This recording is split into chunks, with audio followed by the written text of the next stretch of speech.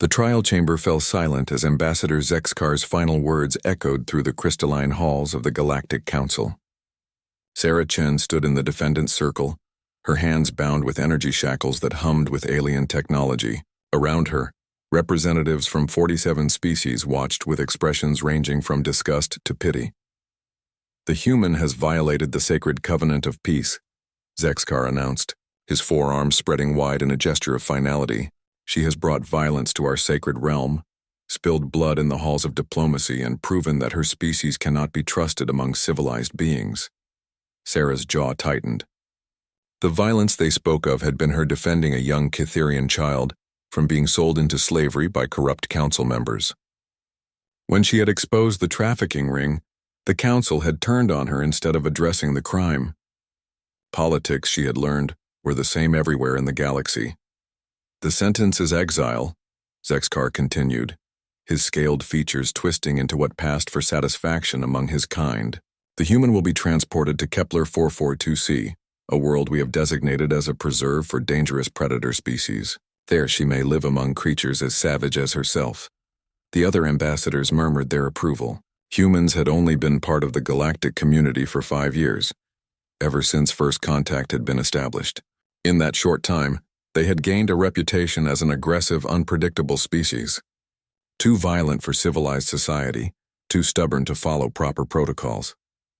Sarah looked up at the viewing gallery where Captain Rodriguez and the rest of her diplomatic team sat in restraints.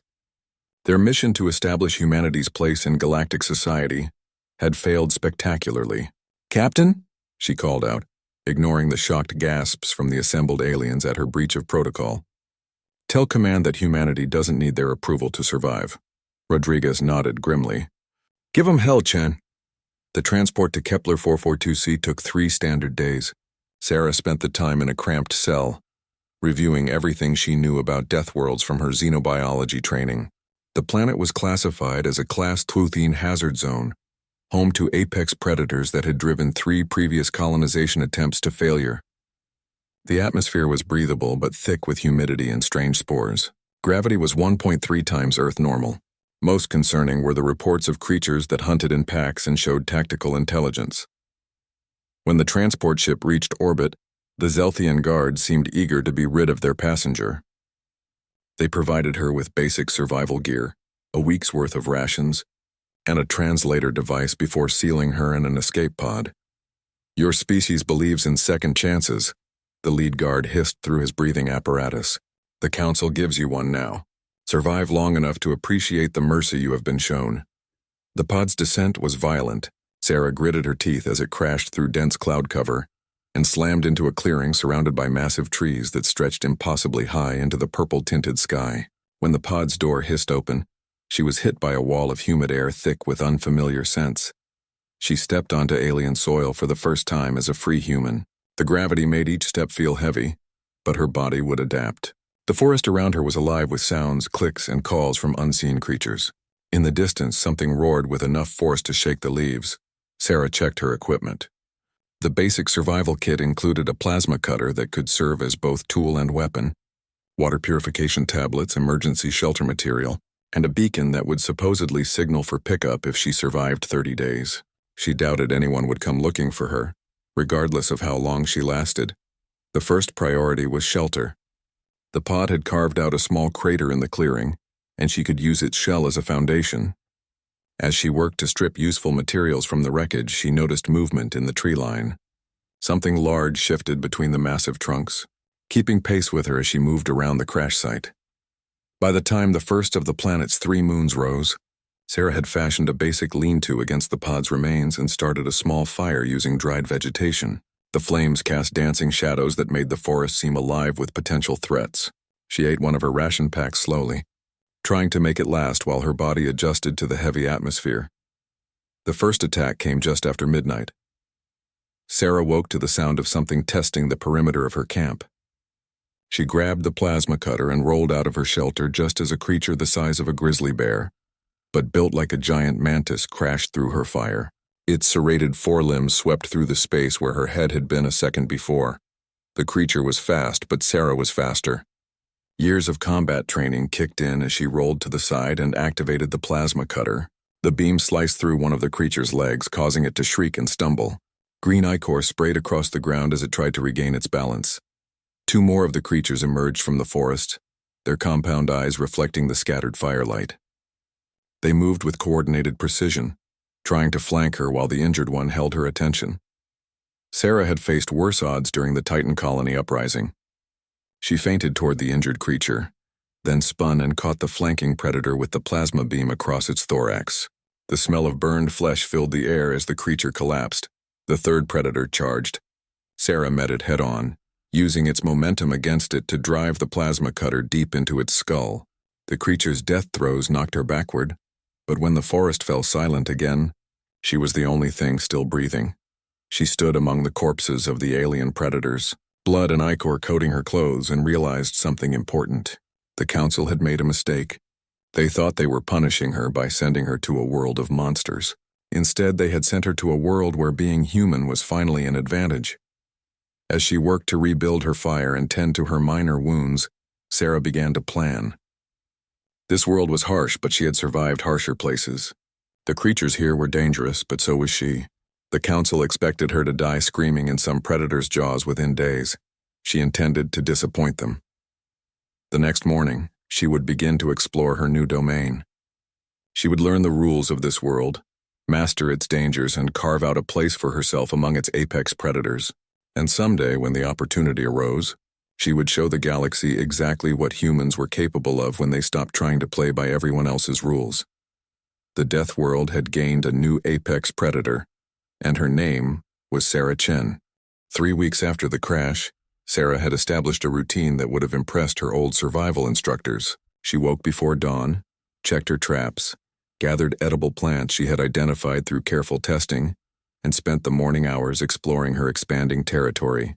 The afternoon was for crafting and improving her equipment, while evenings were reserved for planning and preparing for the nightly predator encounters. The attacks had become predictable. The mantis creatures, which she had dubbed razor claws, hunted in packs of 3 to 5 during the darkest hours. They were intelligent enough to test her defenses and adapt their tactics, but not creative enough to surprise her after the first few encounters. Sarah had learned to read their approach patterns and had begun setting traps that turned their own coordination against them. Her camp now stretched across the entire clearing, fortified with sharpened stakes made from the dense wood of the massive trees. She had fashioned better weapons from salvaged metal and razor-claw chitin, creating spears and knives that could penetrate even the toughest alien hide. The plasma cutter remained her primary weapon, but she was learning to conserve its power cells for emergencies. On the 22nd day, everything changed. Sarah was returning from her morning hunt, carrying a bird-like creature she had managed to trap, when she heard voices, not the clicks and roars of the planet's fauna, but actual conversation filtered through her translator device. She dropped into a crouch behind one of the massive tree roots and listened carefully. The scans showed tool use and controlled fire, a familiar voice was saying in Galactic Standard. Something has established a permanent settlement in Grid 77 Alpha. Sarah peered around the root and felt her heart sink. A survey team of 5 aliens in environmental suits was setting up scanning equipment at the edge of her clearing. She recognized the leader immediately, Ambassador Kreenal of the Vorthak Confederation, one of the species that had voted most enthusiastically for her exile. Impossible, another voice replied. The Council's records show this world has defeated every colonization attempt. The predator density alone should make permanent settlement unsurvivable, yet here we have evidence of not just survival, but territorial expansion, Kreenal said, his tentacled head swiveling to examine the fortifications Sarah had built. Look at these defensive structures. Whoever built them understands the local predator patterns intimately. A third team member, one of the insectoid Zephyrians, chittered nervously. The energy readings from the crash site suggest the exile pod arrived 22 days ago. No species has ever survived more than 6 days on Kepler 442c. Sarah's mind raced. This was not a rescue mission. The equipment they were setting up looked like terraforming gear, and their conversation suggested they had not expected to find anyone alive. They were here to claim the planet for themselves, probably after waiting long enough to ensure the dangerous human had been eliminated by the local wildlife. She watched them work for another hour, memorizing their equipment and noting their defensive positions. The team was well-armed but clearly inexperienced with actual field conditions. Their environmental suits would protect them from the atmosphere, but would also limit their mobility and sensory awareness. They had set up their base camp in an open area that would be difficult to defend if the local predators decided to test these new arrivals. That night, Sarah made her decision. The razor claws appeared punctually at their usual hunting time, but tonight they found something different. Instead of Sarah's familiar camp, they discovered 5 aliens in strange suits making far too much noise and light. The predators' compound eyes reflected the team's floodlights as they began their approach. Sarah watched from her position in the canopy above, having spent the afternoon learning to climb the massive trees using techniques adapted from her rock climbing experience. She had positioned herself downwind of both the aliens and the approaching predators, invisible to both groups. The first razor claw tested the perimeter of the camp just as they always did with her settlement. The aliens' motion sensors detected it immediately and panic erupted. "Contact! Hostile creature approaching from the northeast!" The team's security officer, a heavily muscled Corvin, raised his plasma rifle and fired. The beam struck the razor claw center mass, but the creature's natural armor absorbed most of the energy. It shrieked and charged. The alien's formation fell apart immediately. 2 more razor claws emerged from opposite sides of the clearing, while the wounded one crashed through their equipment. The team's coordination was non-existent, their tactics clearly designed for use against other civilized species, rather than pack-hunting predators. Ambassador Kree Null scrambled backward, his tentacles flailing as he tried to reach his personal weapon. The Zephyrian survey specialist buzzed in circles, his wings tangling in the guy lines of their shelter. Only the Corvin security officer showed any real combat experience, methodically targeting the creature's joints and vulnerable spots. Sarah waited. She could have intervened, could have used her knowledge of razor claw behavior to turn the tide. Instead, she watched as natural selection played out in real time. The aliens had come here expecting to find her body and claim her achievements as their own. They deserved to face the same test she had passed, but the Corvin was better than she had given him credit for. His disciplined fire brought down 1 razor claw, and his tactical positioning forced the other 2 to approach from angles where they interfered with each other. Within 10 minutes, the clearing was littered with alien predator corpses, and all 5 team members were still breathing. "Report," Kreenal gasped, his translator struggling with his species' stress vocalizations. "Status report." 3 hostiles neutralized, the Corvin replied calmly. 2 team members injured but mobile. Equipment damage appears minimal. The ambassador looked around at the carnage, then up at the dark forest surrounding them. How did the exile survive this? Our intelligence suggested humans were unsuited for extreme environment survival. Perhaps, the Corvin said quietly. Our intelligence was wrong. Sarah smiled in the darkness above them. She had learned something valuable tonight. The galactic species were not invincible. They were not inherently superior to humanity. They were simply different with their own strengths and weaknesses. And in an environment like this, their weaknesses were more apparent than their strengths. The next morning, she would begin the second phase of her plan. The survey team represented an opportunity, one that could change her situation dramatically. But first, she needed to gather more information about why they were really here and what they intended to do with this world. As she made her way back to her own well-defended camp, Sarah reflected on how much she had changed in just 3 weeks. The diplomat who had tried so hard to find common ground with alien species was gone. In her place was something harder, more pragmatic, and infinitely more dangerous. The galaxy had taught her that survival required more than good intentions and diplomatic protocols. It required strength, cunning, and the willingness to do whatever was necessary to protect what mattered, and what mattered now was ensuring that humanity's first foothold in this hostile galaxy would not be taken away by those who had tried to eliminate her.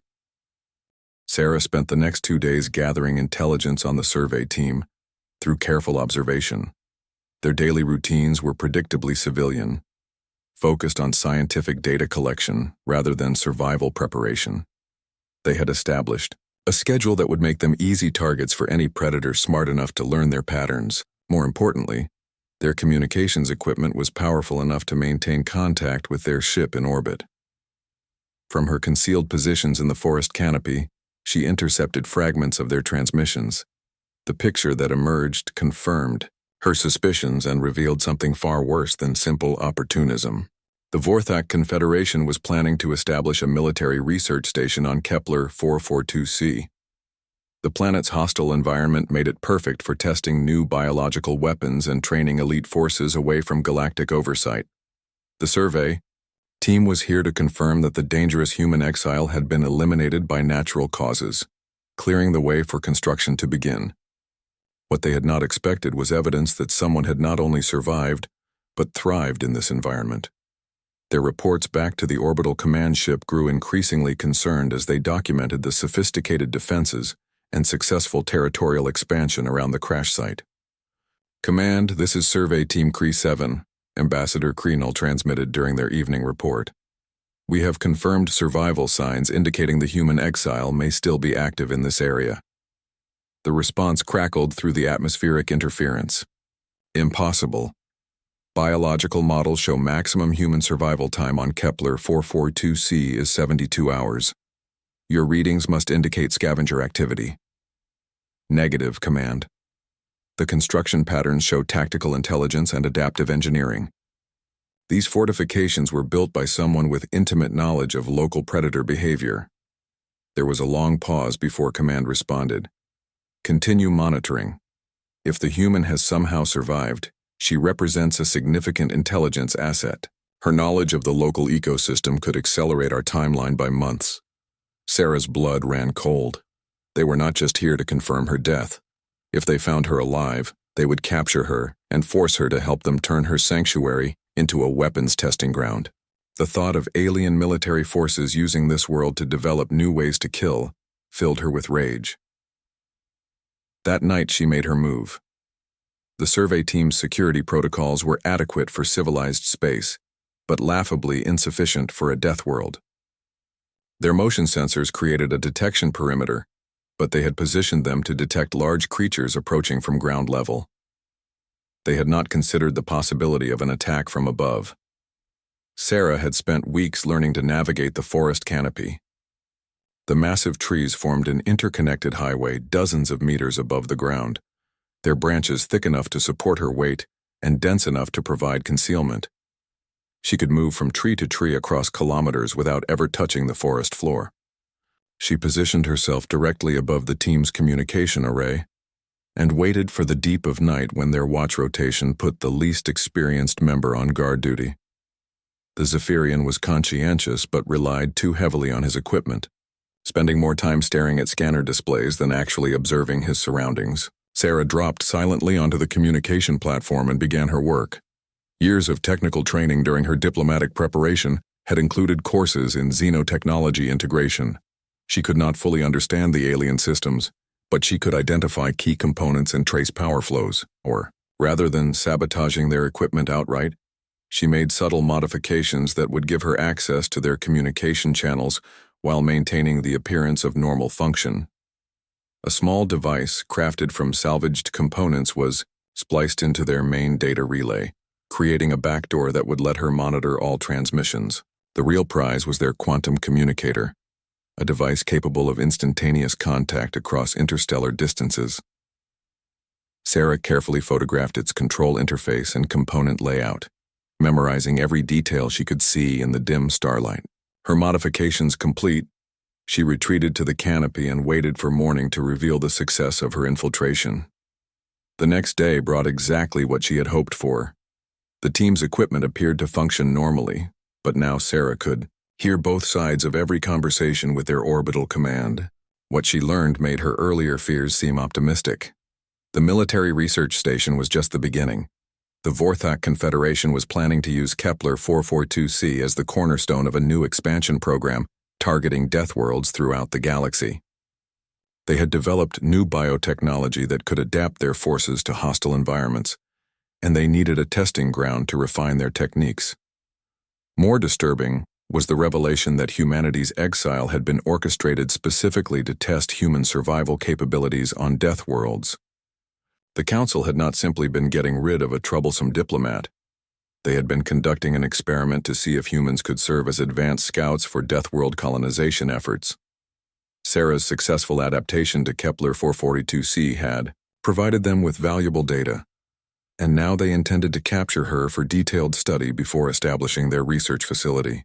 The human survival patterns suggest their species may be naturally suited for extreme environment adaptation, command transmitted. Capture and study protocols are now in effect. We need her alive and cooperative.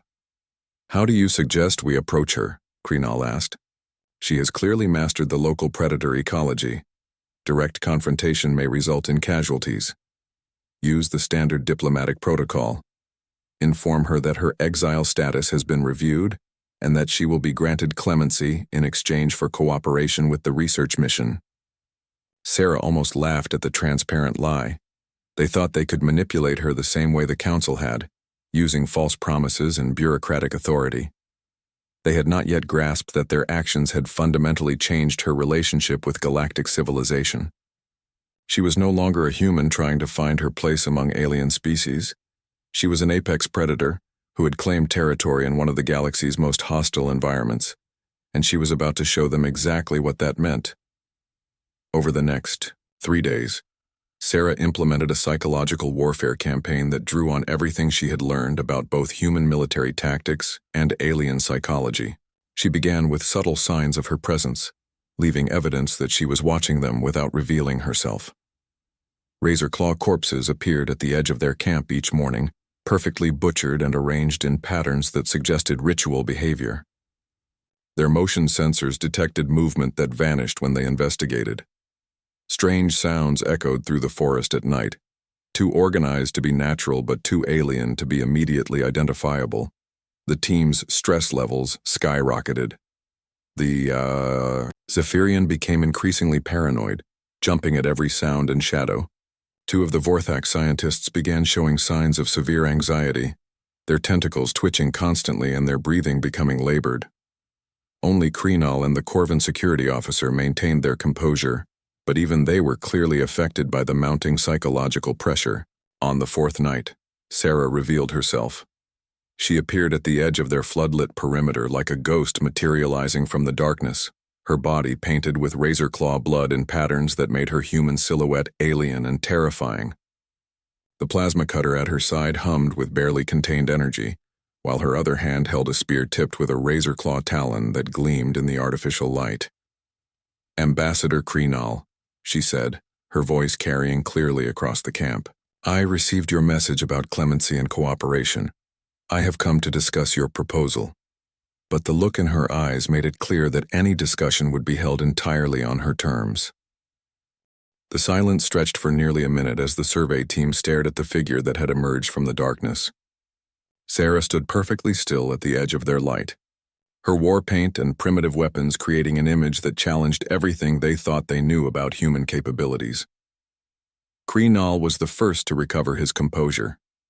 "Sarah Chen," he said, activating his translator's diplomatic protocols. "We are pleased to discover that reports of your demise were greatly exaggerated. The Galactic Council has authorized me to offer you full clemency in exchange for your cooperation with our research mission." "Research mission?" Sarah stepped closer and the team unconsciously retreated. Even the Corvin security officer shifted his grip on his weapon, though he kept it lowered. "You mean your plan to turn my world into a weapons testing facility?" The ambassador's tentacles twitched, a sign of surprise among his species. "I am not certain what you mean. We are conducting a xenobiological survey to assess the planet's potential for scientific study." Sarah smiled, and the expression was not reassuring. "I have been monitoring your communications for the past week, Krenal. I know about the military research station. I know about the biological weapons program. I know that my exile was designed to test human survival capabilities for your expansion projects." The team exchanged glances. Their supposedly primitive exile had somehow accessed their secured communication systems and had been gathering intelligence while they thought they were observing her. "Your technological capabilities appear to have been understated," the Corvin said quietly, his weapon now held in a ready position. "Everything about my species appears to have been understated," Sarah replied. "But you are about to learn exactly what humans are capable of when we stop pretending to be civilized." She raised her hand, and the forest around them erupted into motion. What the survey team had interpreted as random predator activity over the past month had actually been Sarah establishing dominance over the local ecosystem. She had not simply survived the razor claws, she had trained them. The pack hunters that had once seen her as prey now recognized her as the apex predator in this territory. 8 razor claws emerged from the tree line, their movements coordinated and purposeful. But instead of attacking indiscriminately, they positioned themselves at strategic points around the camp, effectively surrounding the survey team while remaining just outside the range of their floodlights. Impossible, the Zephyrian buzzed, his wings vibrating with panic. The xenobiology report stated that these creatures could not be domesticated. They cannot be domesticated, Sarah said calmly. But they can be taught to recognize authority. On this world, I am the authority. She whistled softly, and the razor claws shifted position, their serrated limbs clicking against the ground in a rhythm that sounded almost like applause. The demonstration made it clear that she could order an attack at any time or call them off just as easily. What do you want? Kreenel asked, his diplomatic training finally reasserting itself despite the impossible situation. I want you to send a message to the Galactic Council, Sarah said. Tell them that their experiment was successful. Humans can indeed survive and thrive on Deathworlds, but we do not survive as subjects for study or tools for conquest. We survive as rulers. She gestured to the fortified settlement visible in the distance, its defensive walls and organized structure, a testament to human adaptability. This world is now human territory. Any attempt to establish military installations or conduct weapons testing here will be met with appropriate resistance. You cannot claim an entire planet, the Corvin protested. Galactic law requires galactic law? Sarah's laugh was harsh. Galactic law exiled me to die on this world for the crime of defending an innocent child. Galactic law allows slavery and corruption while punishing those who expose it. I am no longer bound by galactic law. She took another step forward, and the plasma cutter's hum grew more pronounced. I am bound by the laws of this world now. The law of survival. The law of strength. The law that says the apex predator claims and defends its territory. The standoff might have continued indefinitely, but the night sky suddenly blazed with new light. A massive ship descended through the atmosphere, its hull scarred from atmospheric entry and its weapon systems clearly visible. This was not a survey vessel or research ship. This was a Vorthak military cruiser. Ah, Sarah said, watching the ship settle into a landing pattern several kilometers away. The cavalry has arrived. I suppose subtlety was never really an option. Kreenel activated his communicator with trembling tentacles. Command, this is Survey Team Kree 7. The human exile has somehow gained control over the local predator population and established territorial claims. She has also accessed our communication systems and is aware of the mission parameters. The response was immediate and cold. Understood. Containment protocols are now in effect. All survey personnel are ordered to maintain safe distance while military assets handle the situation. Sarah nodded as if she had expected exactly that response. Your people do not negotiate, do they? They simply escalate until they can apply overwhelming force. The Confederation maintains peace through strength, the Corvin said. Surrender now, and you will be treated according to the conventions governing sentient beings. I tried that approach once, Sarah said. It resulted in exile to a world of monsters. This time, I will try a different strategy. She whistled again, a different pattern that sent the razor claws melting back into the forest. But they did not go far, Sarah knew. They would remain within striking distance waiting for her signal. I'm going to make you an offer, she said to the survey team. You can return to your ship and leave this world immediately.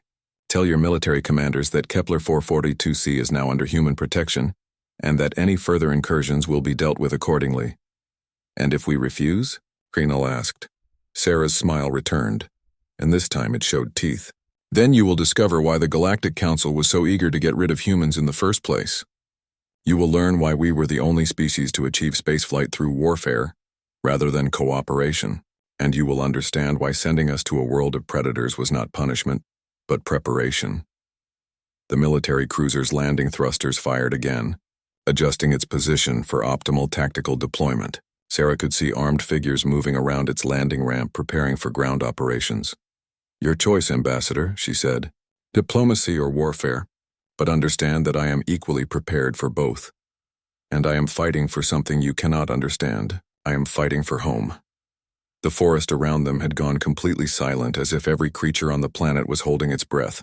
In that moment of perfect stillness, the survey team had to choose between retreat and conflict with a human who had spent a month becoming something more dangerous than anything in their xenobiological databases. And in the distance, the military cruiser's cargo bay doors began to open, revealing the advanced weapons and armored soldiers that the Vorthak Confederation believed would be sufficient to reclaim control of the situation. They were about to discover how wrong they could be about the capabilities of a single human who had nothing left to lose and everything to fight for. The Vorthak military deployment unfolded with textbook precision. 50 soldiers in powered armor disembarked from the cruiser, their weapons and equipment designed for maximum intimidation as much as tactical effectiveness. Sarah watched their approach from her position on the ridge overlooking the survey camp, noting their formation and movement patterns through stolen surveillance equipment. Commander Vexthul led the ground force personally, his ceremonial armor marking him as one of the Confederation's most experienced officers. Sarah had researched him during her diplomatic training, recognizing him as a veteran of the Kepler Rebellion, where Vorthak forces had crushed a colonial uprising through overwhelming technological superiority. Survey Team Cree 7, you are ordered to withdraw to minimum safe distance, Vexthul announced as his forces established a perimeter around the clearing. All communication with the hostile entity is suspended pending military resolution. Kreenul and his team retreated quickly, leaving Sarah alone at the edge of the floodlit area. She remained perfectly still, her weapons lowered but ready, while the Vorthak soldiers completed their tactical positions. Human designation Sarah Chen, Vexthul called out, his voice amplified by his suit's speakers. You are in violation of galactic territorial conventions and are ordered to surrender immediately. Compliance will result in standard detention protocols. Resistance will be met with appropriate force. Sarah stepped forward into the full glare of their tactical lights, her war paint and primitive weapons creating a stark contrast to their advanced technology. Commander Vexthul, she replied, her voice carrying clearly across the clearing. I remember reading about your victory on Kepler 7. 40,000 civilian casualties to suppress a mining rights dispute. Very efficient. The commander's surprise at being recognized was visible even through his helmet's visor. The rebellion was terminated with minimal resource expenditure. Civilian casualties were an unfortunate necessity. Of course they were, Sarah said. Just as my exile was an unfortunate necessity. Just as turning this world into a weapons testing facility is an unfortunate necessity, your entire civilization seems to run on unfortunate necessities. She began walking slowly along the perimeter of their formation, and Sarah noticed how the soldiers' weapons tracked her movement. Good training, but they were fighting the wrong kind of war. You have one opportunity to surrender peacefully, Vexthul said. Our intelligence indicates you have somehow influenced local predator behavior. That knowledge would be valuable to the research mission. Cooperation will be rewarded. Your intelligence is incomplete, Sarah replied, stopping directly in front of the commander's position. I have not influenced the predator behavior. I have become part of the ecosystem. This world has accepted me as its apex predator, and I have accepted the responsibilities that come with that position. She raised her hand, and the forest around them began to sing. It started as a low hum, barely audible above the soldiers' equipment noise. Then it grew, joined by clicks, whistles, and harmonics that resonated through the massive trees. The sound was not random animal noise, but a complex pattern of communication that spread outward from their position like ripples on water.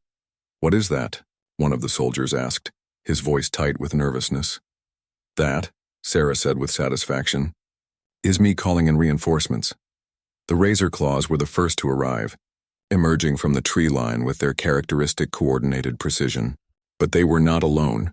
Sarah's month on Kepler 442c had taught her that the razor claws were not the only intelligent predators on this world, merely the most obvious ones. The shadow wings descended from the canopy like living darkness, their leathery wings spanning 3 meters and their needle-sharp talons designed for precision strikes. The tunnelers erupted from the ground in a spray of dirt and vegetation, their armored shells proof against most energy weapons and their acid-spitting capability perfect for disabling equipment. Within minutes, the Vorthak formation was surrounded by hundreds of native predators, all moving with the purposeful coordination that marked them as extensions of Sarah's will, rather than random wildlife. Impossible, Vexthul breathed, his tactical displays showing contact signatures across a 3-kilometer radius. The xenobiological surveys indicated no evidence of interspecies cooperation among local fauna. Your xenobiological surveys were conducted by observers who lasted less than a week, Sarah pointed out. I have had a month to study the true nature of this ecosystem. These species do not naturally cooperate, but they recognize and respond to superior authority when it is properly established. She whistled a complex pattern, and the predator formation shifted. The shadow wings spread out to provide aerial reconnaissance, while the tunnelers positioned themselves to cut off retreat routes. The razor claws maintained their perimeter, but adjusted their spacing to optimize overlapping fields of fire. You cannot control them indefinitely, the commander said, though his voice had lost much of its earlier confidence. They are animals, not soldiers. They will break formation under sustained fire. You still do not understand, Sarah said, her tone almost pitying. I am not controlling them. I am leading them. There is a difference your species has never learned to appreciate, she demonstrated by walking directly toward the nearest group of Vorthak soldiers. The predators moved with her, maintaining their formation but adapting fluidly to her changing position. It was not the rigid obedience of trained animals, but the natural coordination of a pack following its alpha. Open fire, Vexthul commanded. The forest exploded into chaos as plasma beams and projectile weapons filled the air with deadly energy. The Vorthak soldiers were well trained and well equipped, their weapons capable of bringing down any known predator species. But they had never faced an enemy that fought with both animal instinct and tactical intelligence. The shadow wings dove from above, their attacks precisely timed to exploit the brief gaps in overlapping fire patterns.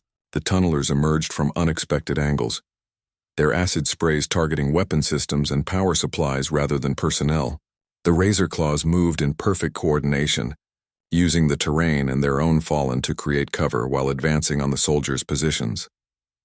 Sarah moved through the battlefield like a force of nature, her human agility and intelligence complemented by the predator's natural abilities. She had learned to fight as they fought, using speed and unpredictability to overcome superior firepower.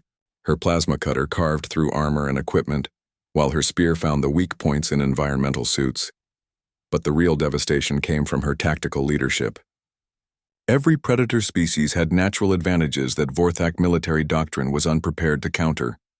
Sarah coordinated their attacks to create cascading failures in the soldiers' defensive positions, turning their technological advantages into liabilities. Fall back to secondary positions, Vexthul ordered, but his communication systems were already compromised by tunneler acid attacks. Half his force could not hear the command, while the others found their retreat routes blocked by predators who had anticipated the movement.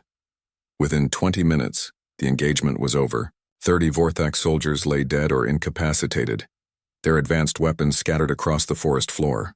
The survivors had retreated to a defensive perimeter around their landing craft, but even that position was precarious with shadow wings controlling the airspace above them. Sarah stood in the center of the battlefield, surrounded by her surviving allies. She had lost nearly a third of her predator force, but the casualties had served their purpose. The Vorthak military had learned that their standard tactics were useless against an enemy that combined human intelligence with Deathworld adaptation. Commander Vexthul, she called out, her voice carrying across the cleared zone. Are you prepared to discuss terms now? The response came from the cruiser's main communication array, rather than the commander's personal system. This is Admiral Kothvar, commanding the Vorthak 4th Fleet. Our ground forces will be reinforced within 6 hours. Your resistance has been noted and will be factored into our tactical assessment. Sarah looked up at the ship's imposing bulk and smiled. Admiral, you are welcome to reinforce your ground troops, but you should know that this engagement was merely a demonstration. Your soldiers faced approximately 5% of this world's predator population, and I was holding back to minimize casualties. She gestured to the forest around them, where eyes reflected the artificial lighting from dozens of concealed positions. If you choose to escalate this conflict, I will respond with the full resources of an entire Deathworld ecosystem. Your technological advantages will become increasingly irrelevant as we move from skirmishes to total war. The communication channel remained silent for several minutes while the Admiral, presumably consulted with his tactical staff and superiors. When he finally responded, his tone had shifted from military authority to something approaching negotiation. "What are your terms?" "Immediate withdrawal of all Vorthak forces from this system," Sarah replied without hesitation. "Cancellation of the military research station and all related projects. Recognition of Kepler 442c as sovereign human territory under my governance. Unacceptable. No single individual can claim planetary sovereignty, and humans lack the galactic standing to establish independent colonies." Sarah's expression hardened. "Admiral, I am no longer requesting recognition from the Galactic Council. I am informing them of a new reality. This world belongs to me now, and I will defend it against any threat." She raised her hand again, and the predator calls resumed, spreading outward into the night with renewed intensity. But this time, they were not just communicating within the immediate area. The calls were being answered from across the continent, a response that suggested Sarah's influence extended far beyond what anyone had imagined. "You have 6 hours to evacuate your personnel and depart this system," she continued. "After that, I will consider any Vorthak presence an act of war, and I will respond accordingly." The forest fell silent as her ultimatum hung in the air. In the distance, the military cruiser's engines began powering up for what might be either departure or orbital bombardment. But Sarah was no longer the exiled diplomat who had arrived on this world a month ago. She was something new, something the galaxy had never seen before. She was a human who had claimed a Deathworld as her throne and turned its most dangerous predators into her army, and she was about to show the Galactic Council exactly what that meant for their carefully ordered civilization. The Vorthak evacuation began 3 hours after Sarah's ultimatum. Admiral Kothvar had attempted to contact his superiors for additional authorization, but the quantum communication lag between star systems meant that local commanders had to make their own tactical decisions. Faced with an enemy that had neutralized a full military deployment using primitive weapons and native fauna, discretion proved the better part of valor. Sarah watched the evacuation from her position on the ridge, surrounded by her predator allies and monitoring the Vorthak communications through her hijacked equipment. The withdrawal was conducted with military efficiency, but she could hear the tension in their voices as they abandoned what was supposed to have been a simple occupation mission. "All personnel are aboard," Commander Vexthul reported to his admiral. "Recommend immediate departure before the hostile can coordinate additional assets." "Agreed," Kothvar replied. "Set course for the Vorthak home system. This situation requires consultation with the High Command." As the military cruiser lifted off and disappeared into the star-filled sky, Sarah felt a profound sense of completion. The scared diplomat who had been exiled to this world was truly gone now, replaced by something the galaxy had never encountered before. She was the first human to claim sovereign territory beyond Earth's solar system, and she had done it not through diplomacy or trade agreements but through the most ancient right of all: conquest. But victory over the Vorthak was only the beginning. Sarah knew that news of this confrontation would spread throughout galactic civilization, and responses would vary dramatically depending on each species' relationship with humanity and their tolerance for territorial challenges. Over the following weeks, her prediction proved accurate. The first to arrive were the Zephyrians, their insectoid delegation approaching with the nervous energy characteristic of their species. Unlike the Vorthak, they came in a clearly marked diplomatic vessel and requested permission to land rather than simply assuming authority. "Greetings, Sarah Chen." Their ambassador buzzed through the translator when they met in the clearing where she had first confronted the survey team. "We represent the Zephyrian Colonial Collective, and we wish to discuss the implications of your territorial claim." Sarah had prepared for this moment, establishing formal protocols for dealing with galactic visitors to her domain. She wore clothing fashioned from razor claw hide and local plant fibers, a conscious choice to emphasize her adaptation to this world, while maintaining enough civilization to conduct negotiations. "Ambassador Ziktar," she replied, recognizing the diplomat from her previous life. "You are welcome on Kepler 442c as long as your intentions remain peaceful." "What brings the collective to my world?" "Your world?" The Zephyrian's antennae twitched with what might have been amusement. The Galactic Council does not recognize individual planetary claims, particularly from exiled criminals. "The Galactic Council exiled me here to die," Sarah pointed out. When I survived and thrived instead, their jurisdiction over my fate ended. This world accepted me when galactic civilization rejected me. Now it is my responsibility to protect it. She gestured to the forest around them, where her predator allies remained visible but non-threatening. I have established a functioning ecosystem relationship with the native species. I have created sustainable survival infrastructure. I have successfully defended the territory against military invasion. By any reasonable standard, these accomplishments constitute legitimate colonization. The Zephyrian delegation exchanged rapid clicks before Ziktar responded. The collective is prepared to recognize your territorial claim under certain conditions. We propose a mutual defense agreement against further Vorthak expansionism in exchange for mining rights in the northern continent. It was the first formal recognition of her sovereignty, and Sarah felt a moment of genuine satisfaction. But she was no longer the naive diplomat who had tried to please everyone. The northern continent contains the primary breeding grounds for the shadowwing population, she replied. Mining operations would disrupt their life cycle and damage the ecosystem I am sworn to protect. Then what do you propose? Sarah smiled. The collective has advanced biotechnology, correct? I am interested in establishing research partnerships that could benefit both our peoples without damaging the local environment. In exchange, I can offer exclusive access to the biological discoveries I have made during my time here.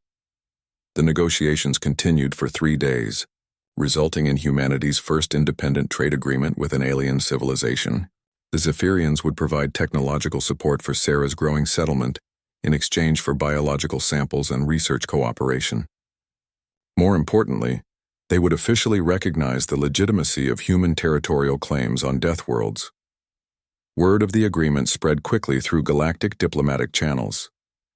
Within a month, representatives from a dozen species had requested meetings with the new human authority on Kepler 442c.